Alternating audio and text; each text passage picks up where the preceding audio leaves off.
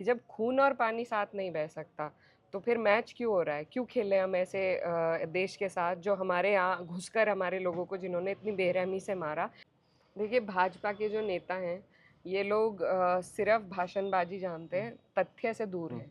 इन पैसों के सामने घुटने टेकने वाली सरकार को किसी के आज आंसू नहीं दिखे, उन 26 बहनों के आंसू नहीं दिखे। इन्हें पैसे कमाने की तरफ इनकी ज़्यादा सोच रही। दोस्तों नमस्कार, मैं हूं रोहित शर्मा और आप देखना शुरू कर चुके हैं हिंदुस्तान 9 न्यूज। भारतीय जनता पार्टी के पूर्व विधायक संगीत सोम ने कहा कि पश्चिम यूपी पाकिस्तान बन चुका है।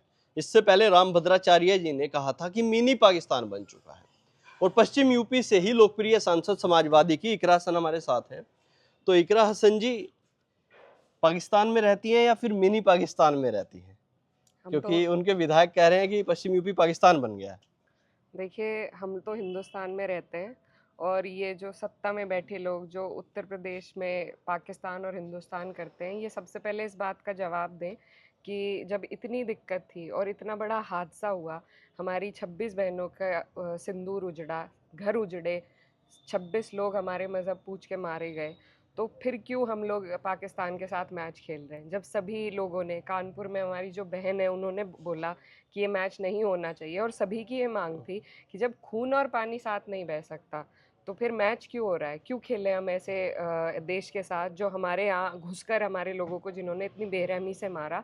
तो सबसे पहले तो ये लोग उस बात का जवाब दें, पाकिस्तान को जवाब देने का काम करें और बाद में हम लोगों के बारे में ऐसी टिप्पणी करें। ये इनकी सोच है, मानसिकता है। ये लोग अपने ही सोच से उभर नहीं पाते हैं और सिर्फ अपनी राजनीतिक रोटियां सेकने के लिए इस तरह की ओछी टिप्पणी करती है। और पश्चिम उत्तर प्रदेश इस बात का जवाब 27 में देगा भाजपा को। वो लोग कहते हैं कि ये जो सब हुआ ये बीसीसीआई कर रही थी, बीसीसीआई इसको देख रही थी। इसमें सरकार का कोई हाथ नहीं होता, सरकार कुछ इसमें नहीं देखती है। कोर्ट ने भी कहा कि मैच खेलना चाहिए, वो कोर्ट गए, तो वहाँ से भी खारिज हो गया कि मैच तो क्रिकेट है, खेल है, ये तो होना चाहिए। देखिए, हमारा देश एक सॉवरेन नेशन है। हमारी अपनी समझ है, अपनी पकड़ है और हम जो निर्णय ले सकते हैं हमें लेने चाहिए। जब हमारे देश के लोगों को इस बात से ठेस पहुंच रही थी तो ये निर्णय बिल्कुल सरकार ले सकती है। पहले भी शायद लिए गए हैं। कई मैच ऐसे होते हैं जो नहीं खेलती हैं, पाकिस्तान में नहीं खेले गए कई बार मैचेस। तो अगर सरकार चाहती, लेकिन पैसों के सामने घुटने टेकने वाली सरकार को किसी के आज आंसू नहीं दिखे, उन 26 बहनों के आंसू नहीं दिखे। इन्हें पैसे कमाने की तरफ इनकी ज़्यादा सोच रही, उद्योगपतियों की तरफ इनकी ज़्यादा सोच रही, तो उसी के तहत आज ये बिक गए हैं। लेकिन जब इसी बात पे जब वोट लेने की बातें आती हैं, तब ये हमारी बहनों के सिंदूर का इस्तेमाल कर कर के लोगों की भावनाओं से खेलते हैं। लेकिन जो इनके करने की चीज़ें हैं, जो ये कर सकते हैं, जो ताकत इनको इस देश की जनता ने दी है, जब वो करने की बात आती है, मैच रोकने की बात आती है, तो वो ये नहीं रोक पाए। जब सोशल मीडिया थी, सोशल मीडिया पे कैसे रोक लगी? जब सरकार सोशल मीडिया पे रोक लगा सकती है, आज तक कई चैनल्स ऐसे हैं जो पहले चलते थे, अब नहीं चलते, जो पाकिस्तान के थे। तो सरकार चाहे तो कुछ भी कर सकती है, लेकिन नीयत होनी चाहिए। इनकी नीयत हर आदमी के आंसू को इस्तेमाल करने की है, लेकिन उनके लिए कुछ भी करने की जब बात आती है तो ये सरकार पैसों के सामने घुटने टेक देती है। वो कहते हैं कि डेमोग्राफी चेंज काफ़ी ज़्यादा तेज़ी से हो रहा है और पश्चिम यूपी में भी डेमोग्राफी चेंज हो रहा है और ख़ासकर मुस्लिम जो आबादी है वो बहुत तेज़ी से बढ़ रही है। जो 22-23% तक होती थी, आज वो कई जगह 40 और कई जगह 50% तक हो चुकी है। कुछ भाजपा के नेता ऐसे सवाल कर रहे हैं। देखिए, भाजपा के जो नेता हैं, ये लोग सिर्फ भाषणबाजी जानते हैं, तथ्य से दूर हैं। ये लोग फैक्ट्स दिखाएं कि किस हालात में, कहाँ पर कितनी, आज तक सेंसस तो हुआ नहीं, तो इन्हें कैसे पता कि किसकी आबादी कितनी बड़ी है? तो सरकार सबसे पहले सेंसस कर ले। विपक्ष की तो शुरू से मांग है कि जातिगत जनगणना हो, तो पता चलेगा कौन कितना बड़ा है, कितना नहीं। जब तक इनके पास जातिगत जनगणना का कोई रिकॉर्ड नहीं है, तो ये किस आधार पे ये बातें कह रहे हैं? ये सिर्फ भाषणबाजी जानते हैं और उसी आधार पर एक समाज को ये महसूस कराना चाहते हैं कि हम खतरे में हैं, हम कम होते जा रहे हैं। हालांकि ऐसा कुछ है नहीं, और वो तभी होगा, आप जातिगत जनगणना कराइए, हम आपके साथ हैं, तो दूध का दूध पानी का पानी हो जाएगा। तथ्य पे बात होनी चाहिए। एक सवाल और, राहुल गांधी ने 2 प्रेस कॉन्फ्रेंस की और वोट चोरी का मुद्दा बखूबी उन्होंने पूरे देश में उठाया। फिर उन्होंने कहा कि एक हाइड्रोजन बम आएगा, वो हम फोड़ेंगे। और वो हाइड्रोजन बम उन्होंने कल प्रेस कॉन्फ्रेंस की और कहा कि वोट चोरी होती है। और आप भारतीय जनता पार्टी की सरकार रहते हुए वही चुनाव आयोग था, उसके बावजूद आप जीत के आई और लगभग 80,000 वोटों से आपको जीत मिली। कहीं महसूस हुआ कि कोई वोट चोरी हो रही थी या फिर आपके चुनाव में भी कोई ऐसी गड़बड़ थी, वोट कम या ज़्यादा हो गए थे? देखिए, राहुल गांधी जी ने जो भी प्रूफ सामने रखे हैं, मुझे एक बात बहुत अच्छी लगी कि हुँ, इन्होंने कोई भी ऊपरी बात नहीं हुँ, करी। उन्होंने तथ्य से बात करी, उन्होंने दिखाया, खास तौर पर रिकॉर्ड रखे सामने कि इस तरीके से हो रहा है।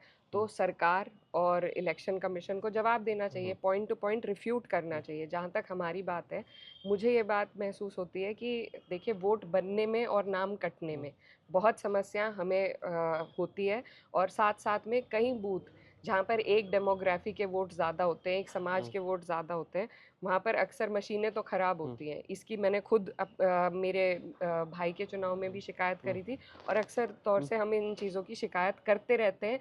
हम अपनी तरफ से जागरूकता रखते हैं, सक्रियता रखते हैं, तो उन चीज़ों से हम उभर पाते हैं। लेकिन हो सकता है हम और ज़्यादा वोटों से जीतते।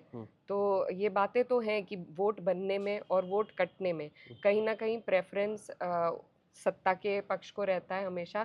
हमें बहुत भाग-दौड़ करनी पड़ती है, बहुत सक्रियता दिखानी पड़ती है, उसके बाद कहीं जाके हम थोड़ी बहुत रोकथाम कर पाते हैं। लेकिन ये एक-एक सीट जो जहाँ-जहाँ के भी रिकॉर्ड सामने आ रहे हैं, मेरी मांग सरकार से और इलेक्शन कमीशन से ये है कि अगर इतना बड़ा डाउट हमारे देश के लोकतंत्र पे एक क्वेश्चन मार्क खड़ा हुआ है, तो उसको उसका जवाब देने की, उसका उत्तर देने की ज़िम्मेदारी है। क्योंकि ये न सिर्फ वोट चोरी की बात है, ये पूरे के पूरे लोकतंत्र पे एक बड़ा सवाल खड़ा करता है, जो हमारे लिए बहुत बड़ी खतरे की घंटी है। क्योंकि देश हमारा अगर दुनिया भर में जाना जाता है तो मदर ऑफ डेमोक्रेसी के नाम से, अगर वहीं पे इस तरीके से होगा तो लोगों का विश्वास उठेगा, और हालात जो हमारे आसपास के मुल्कों में बन रहे हैं वो सबके सामने है। तो ये जो झूठ का मामला है, ये ज़्यादा दिन नहीं चल पाता। दुनिया, जनता अब जागरूक हो रही है और ट्रांसपेरेंसी चाहती है, जो कि होनी चाहिए। अब 27 के चुनाव नज़दीक आ गए हैं और 22 के चुनाव से इकरा हसन काफ़ी लोकप्रिय हो गई थी और 27 के चुनाव आते-आते आप सांसद बन गई हैं और काफ़ी ज़्यादा लोकप्रिय भी हो गई हैं। तो किस तरह देखते हैं जो योगी आदित्यनाथ की सरकार है 10 साल उनको हो जाएँगे तब तक मुख्यमंत्री रहते हुए और उनकी जिस तरह की नीति है और ख़ासकर बुलडोज़र को लेके जिस तरह से उनको एक पहचान मिली है, बुलडोज़र बाबा उनको कहा जाता है। किस तरह से पार पाएँगे उनमें? क्या लगता है कि उस बुलडोज़र से अब की बार समाजवादी कहीं न कहीं पार पा लेगी? देखिए, बुलडोज़र पे तो अब सुप्रीम कोर्ट ने भी रोक लगा हुँ, दी है। तो ये अपने आप में एक बड़ी बात है कि कोई भी चीज़ हमारे देश में कानून से बढ़कर नहीं है, और जिस तरीके से इस सरकार ने अपनी ताकत का इस्तेमाल किया है, गलत रूप से हुँ, इस्तेमाल किया है, उस पर रोक लगाने का काम सुप्रीम कोर्ट ने किया है। तो अपने गिरेबान में इन्हें झाँकना चाहिए। इनके पास सिवाय अपने हुँ, बुलडोज़र के, हुँ, इनके पास दिखाने के लिए हुँ, कोई भी 10 साल का कोई ऐसा काम हुँ, नहीं है जिसे ये बड़े गर्व के साथ कह सकते हो कि हमने ये किया है। हुँ, मेरे सामने एक भी योजना नहीं है, एक भी स्कीम ऐसी नहीं है जिससे ये साबित कर सके, कोई मैनिफेस्टो अपना चला सके। एक मंदिर इन्होंने बनाया है और उसके बाद महाकुंभ कराया है। इसके अलावा आज बिजली की जो मार उत्तर प्रदेश में है, और जिस तरीके से हर एक आदमी परेशान है, बिल भी भरने हैं, अपना हुँ, कनेक्शन भी हुँ, खुद लेना है, और तमाम तरह की हुँ, समस्याएँ हैं, उनका कोई समाधान नहीं है। किसान के जो गन्ने के पेमेंट का दाम था वो बढ़ने का वादा किया गया था, आज तक नहीं हुँ, बढ़ा है। महिलाओं की पेंशन रुकी हुँ, हुई है, ऊपर से पैसा ही रिलीज़ नहीं हो रहा है। जो भी योजना थी वो सब धरातल पर ख़त्म है। तो मैं तो नहीं मानती कि इनके पास कुछ भी ऐसा है जो ये मज़बूती से अपने पैरों पर खड़े हो सके। इस बार इनकी जो काट की राजनीति है उससे जनता उभर चुकी है, अब जनता जवाब चाहती है। कल ही हम टेट के कुछ अध्यापकों से मिले, जिनके साथ भी बहुत इस सरकार के द्वारा नाइंसाफ़ी हो रही है, और अध्यापकों के और शिक्षा मित्रों के साथ पहले से ही हुँ, इस सरकार की जो लापरवाही रही है, जो सेक्रेटरी होते हैं, एक-एक तबका, एक-एक वर्ग, चाहे इस हुँ। सरकार के किसी भी उसमें काम करता हो, सभी लोग इससे परेशान हैं। और मुझे लगता है कि क्योंकि ये सरकार किसी का भी समाधान करने में सफल नहीं रही, तो उसका लाभ होगा। जनता इनसे ऊब चुकी है और इन्हें बदलेगी इस बार, मुझे पूरा कैराना उम्मीद है। सीट कितनी मजबूत लगती है अब? नाहिद हसन वहाँ से चुनाव लड़े, विधायक बने और अब वहाँ पे दावा मनीष चौहान ने ठोक दिया है।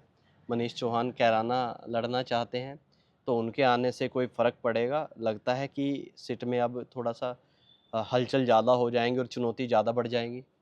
देखिए, चुनाव हमेशा एक चुनौतीपूर्ण ही रहता है। चुनाव का मतलब है लड़ना, और मैंने हमेशा कहा है और मैं आज भी उसी बात पर अडिग हूँ, सामने कौन आ रहा है इससे हमें परवाह नहीं है, हमें अपने लोगों का काम करना है। भाजपा का एक प्रत्याशी रहेगा, अभी ये भी नहीं पता है कि वो कौन रहेगा। तो दावे सब ठोकते हैं, टिकट तो एक ही का होगा, जिसका भी होगा उससे लड़ने के लिए हमारी तैयारी पूरी है और कैराना नियम जाने देंगे। चलिए देखिए, ये अंतिम लाइन में इन्होंने एक बहुत बड़ा मैसेज दे दिया है कि कैराना हम जाने नहीं देंगे। परवाह इन्हें नहीं है कि कौन वहाँ से चुनाव लड़ता है, चाहे मनीष चौहान लड़े, मृगांका जी लड़े या फिर अनिल या अन्य कोई वहाँ पर चुनाव लड़े, तो वो उन्होंने एक दाँव वहाँ पर ठोक दिया। अब तक के लिए इतना ही। मैं रोहित शर्मा, आप देख रहे हैं हिंदुस्तान 9। जय हिंद।